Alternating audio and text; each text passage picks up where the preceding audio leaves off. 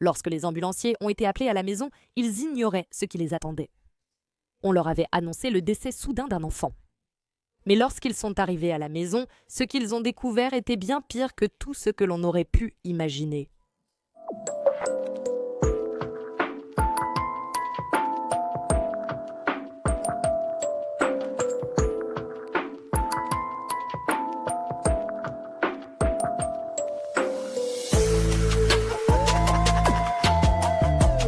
Bienvenue ou bon retour. Je suis Cassie et voici un monde maléfique. Merci d'être là. J'espère que vous passez tous une excellente journée. L'affaire dont je vais vous parler aujourd'hui concerne un enfant qui était encore plus vulnérable que la plupart des enfants. Elle avait donc besoin de plus d'attention et de soins que ses frères et sœurs. Une petite fille est née avec la trisomie 21. Tout ce qu'elle voulait, c'était aimer et être aimée par sa famille. Mais à la place, elle a été complètement abandonnée par tous ceux qui l'entouraient. Ceci est l'histoire de Willow Dunn.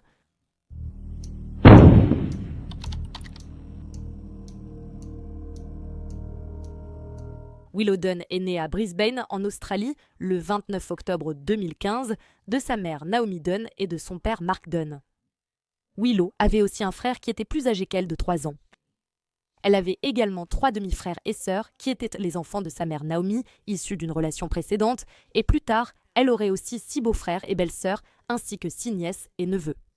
Willow est née avec le syndrome de Down, mais malgré ses difficultés, elle restait une petite fille heureuse. Malheureusement, je ne peux pas vous en dire plus sur elle, rien d'autre n'est disponible. Mais ce que je peux vous dire en regardant ces photos, c'est que j'imagine qu'elle était adorable, câline et un peu maladroite. Et elle semblait adorer jouer avec ses frères et sœurs. J'aimerais pouvoir vous en dire plus sur Willow aujourd'hui, mais malheureusement, étant donné les circonstances, il n'y a tout simplement pas plus d'informations à son sujet. Donc, seulement une semaine après la naissance de Willow, sa mère Naomi est malheureusement décédée. Naomi est décédée le 5 novembre 2015 à cause de caillots sanguins qu'elle avait eus lors de la naissance de Willow. Après la mort de leur mère, Willow et son frère ont été envoyés vivre chez une tante et un oncle. Et d'après tout le monde, ils étaient heureux là-bas. La tante et l'oncle tentaient d'obtenir la garde permanente de Willow et son frère. Mais environ 1 an plus tard, leur père, Mark, reprendrait les enfants chez lui et ils resteraient sous sa garde. Avant son décès, la mère de Willow, Naomi, avait une meilleure amie du nom de Shannon White qu'elle connaissait depuis leur enfance.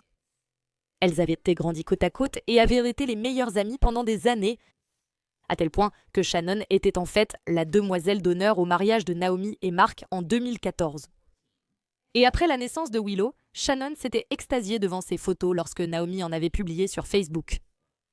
Shannon avait commenté « Le bébé de ma meilleure amie, Willow, est une âme si belle. J'ai hâte de la rencontrer. Literally adorable. Naomi, tu as fait un excellent travail malgré une grossesse mouvementée.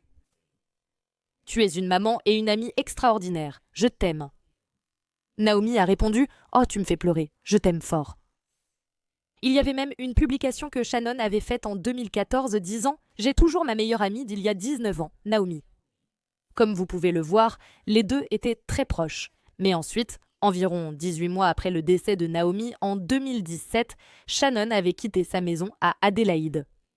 Et elle a emménagé dans la maison de Mark Dunn sur Bent Road à Cannon Hill, Brisbane. Mark et Shannon avaient décidé de commencer une relation seulement quelques mois auparavant. Et lorsque Shannon a emménagé avec Mark, elle a emmené avec elle sa fille de 19 ans, Talia, ainsi que son fils de 12 ans. Et Shannon avait aussi d'autres enfants. En fait, elle avait 4 filles adultes qu'elle avait laissées derrière elle lorsqu'elle a déménagé. Et toutes ces filles affirmaient en ce qu'elles n'avaient pas parlé à leur mère depuis des années. Shannon semblait bien s'intégrer à la famille. Elle profitait de sa nouvelle vie à Brisbane et elle s'entendait aussi très bien avec les enfants de Mark. Shannon avait partagé plusieurs photos sur Facebook d'elle avec sa nouvelle famille. Sur celle-ci, Willow avait l'air d'avoir trouvé une nouvelle maman aimante après avoir perdu la sienne. La nouvelle maman de Willow, Shannon, écrivait aussi à côté d'une photo d'elle. Une petite fille splendide. Et à côté d'une photo de Mark tenant Willow, elle écrit « Quelques-unes d'après de mes personnes préférées, l'amour de ma vie, Poupe ». Donc la famille a semblé heureuse parce que la relation entre Mark et Shannon se passait aussi très bien. Sur Facebook, ils avaient publié de nombreuses photos ensemble et se taguaient toujours dans des mèmes affectueux et mielleux. Et la famille de Shannon adorait même Mark et sa famille. Ils disaient souvent à Shannon à quel point Mark était beau. Mais le 25 mai 2020, les services d'urgence ont été appelés au domicile. C'était vers 9h20 du matin. On leur avait dit qu'une petite fille de 4 ans était soudainement décédée, mais ils ne savaient vraiment pas à quoi s'attendre d'autre que cela. Et ce qu'ils ont découvert en arrivant là-bas était pire que tout ce que l'on aurait pu imaginer. Dans la chambre du fond de la maison que la famille louait se trouvait Willow, allongée dans son berceau, et elle était décédée. Et elle était morte depuis un certain temps déjà. Et la raison pour laquelle les premiers intervenants l'ont su immédiatement, c'est parce qu'il semblait que des rats avaient commencé à ronger le visage de la petite Willow. Son corps était gravement dénutri, et elle avait des escarres, certaines si profondes qu'elles allaient jusqu'à l'os, au point que l'os était visible. Il était évident que Willow avait été laissée là pendant un certain temps, et Mark Dunn aurait demandé aux ambulanciers, lorsqu'ils sont arrivés chez lui, « Je suis dans le pétrin, n'est-ce pas ?»« Oui, tu l'es, mon gars. » Un enquêteur dira même, « D'après mon expérience, les ambulanciers et les policiers sont, en général, des personnes assez résilientes. Mais je peux vous assurer qu'ils ont été confrontés à une scène qui les marquera pendant de nombreuses années. » Donc Mark et Shannon, et en réalité la fille adolescente de Shannon aussi, car elle avait 19 ans, elle était majeure à l'époque, avaient tous laissé la petite Willow pourrir dans son berceau. Elle était sans défense et gisait là, mourant de faim. Cela faisait des semaines, voire même des mois, qu'elle souffrait ainsi, au point d'avoir des escarres si profondes qu'elles allaient jusqu'à l'os. Mark a été arrêté le jour même où le corps de Willow a été découvert et il a été inculpé de meurtre.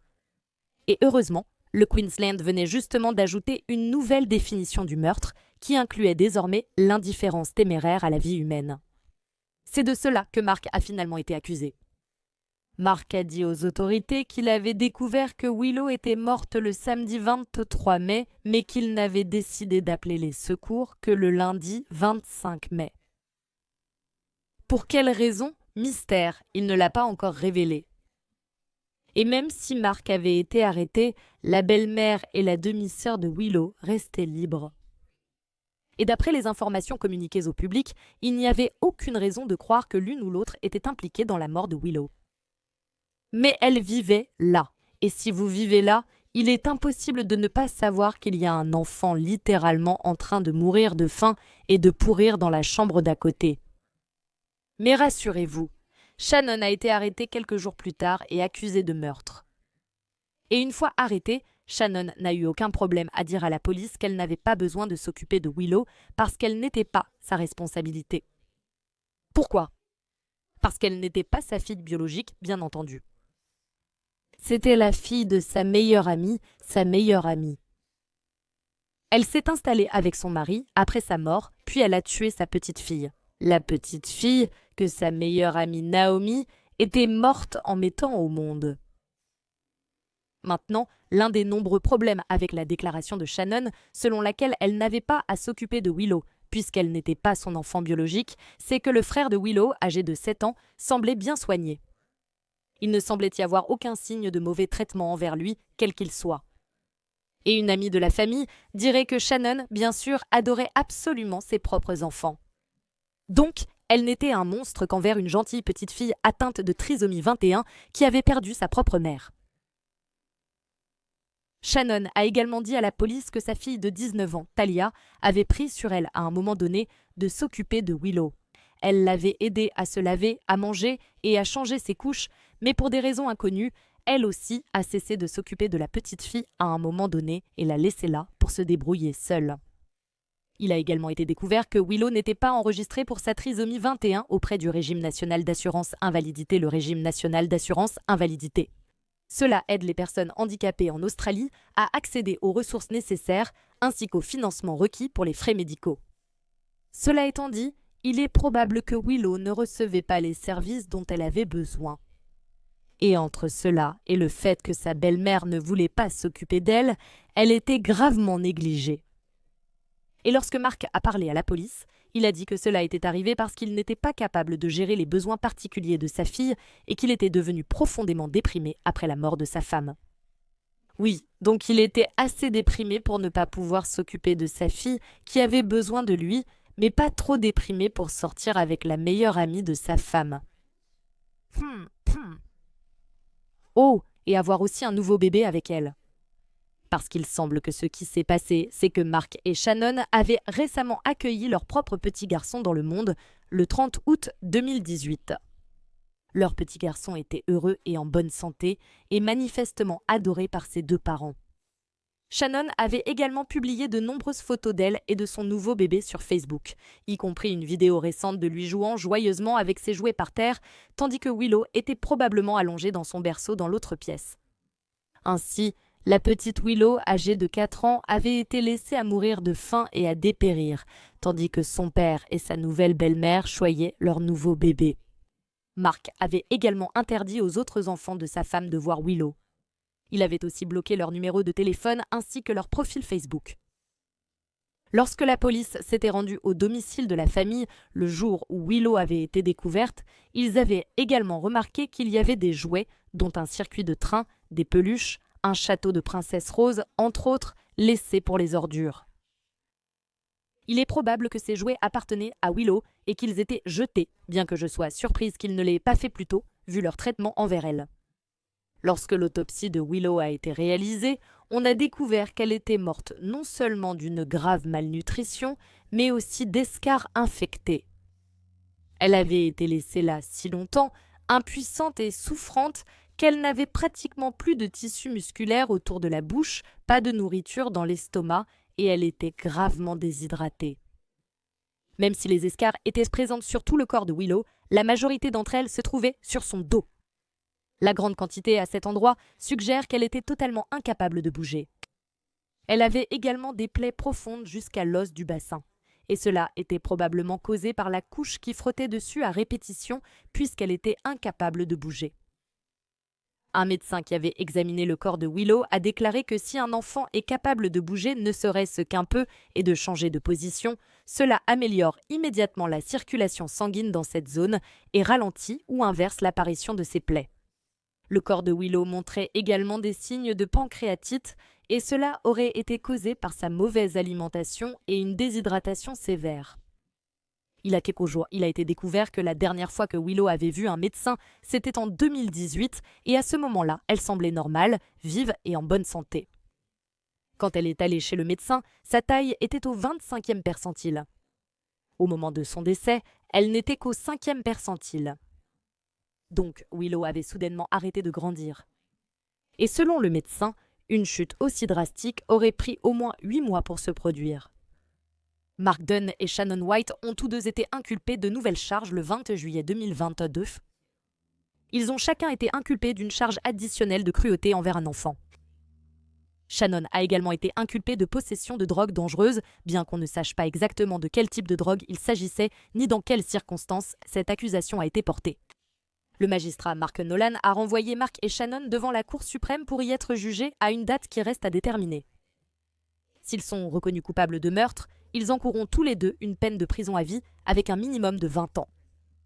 Les voisins de la famille ont été choqués d'apprendre la mort de Willow. Ils se sont rendus à la maison pour déposer des fleurs pour la petite fille et ils ont dit qu'ils ne savaient même pas qu'une petite fille vivait là.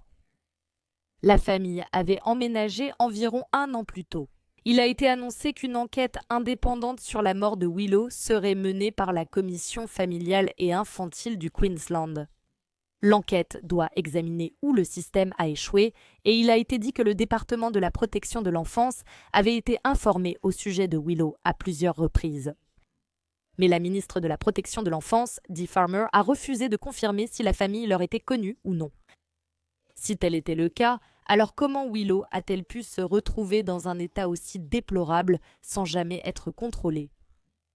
En juin 2022, Shannon White a demandé une libération sous caution à la Cour suprême de Brisbane. Elle a soutenu que l'accusation de meurtre par imprudence était faible et que son procès ne se tiendrait pas avant un certain temps.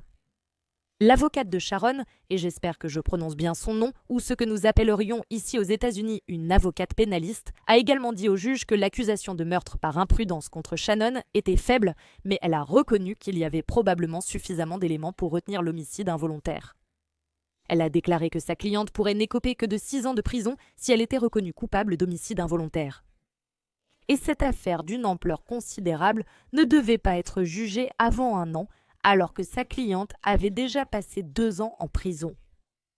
Le juge David Bodis n'était pas d'accord pour dire que le dossier contre Shannon était faible et il a rejeté sa demande. En ce qui concerne l'autre préoccupation de l'avocate, à savoir la durée de détention de Shannon et le fait qu'elle ne voulait pas qu'elle purge une peine plus longue que nécessaire, le juge a déclaré que même si elle était reconnue coupable de l'accusation moindre d'homicide involontaire, il était convaincu qu'elle purgerait plus de 6 ans de prison. Shannon White, 45 ans, a été aperçue dans la salle d'audience essuyant ses larmes. Quelques-uns des frères et sœurs aînés de Willow ont pleuré sa mort. Le fils adulte de Naomi Dunn a parlé de sa demi-sœur sur Facebook dans les jours qui ont suivi sa mort, disant « Repose en paix, Willow. C'est si déchirant, mais tu resteras à jamais dans nos cœurs. Envole-toi haut avec maman. » En juin 2020, Willow Dunn a été honorée lors d'une cérémonie publique organisée par des inconnus. La cérémonie commémorative a été organisée à Cannon Hill Park par la communauté trisomique de Brisbane. La famille de Willow avait approuvé l'événement, mais a décidé de ne pas s'y rendre. L'organisatrice a déclaré que personne ne connaissait Willow et que si ça avait été le cas, les choses auraient pu être différentes. Mais juste de voir l'amour et le soutien de tout le monde pour une enfant que personne ne connaissait, mais qui occupe une grande place dans nos cœurs.